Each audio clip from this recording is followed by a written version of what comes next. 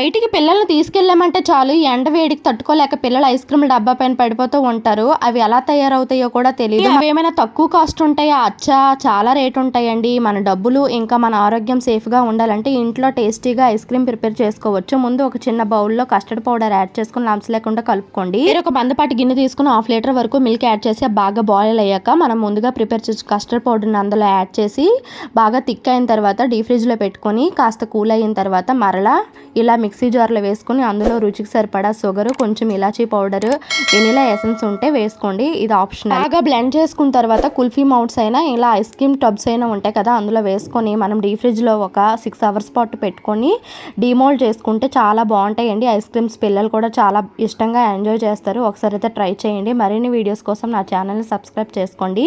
వీడియోకి అయితే చిన్న లైక్ చేయండి, మర్చిపోకండి. చూడండి ఎంత చక్కగా వచ్చాయో. ఒకసారి అయితే ట్రై చేయండి. తక్కువ ఇంగ్రీడియంట్స్తో టేస్టీగా ఇంట్లోనే ఐస్ క్రీమ్ అయితే మనం ప్రిపేర్ చేసుకొని హెల్తీగా పిల్లలకైతే పెట్టచ్చు. వాళ్ళైతే చాలా ఇష్టంగా తింటారు.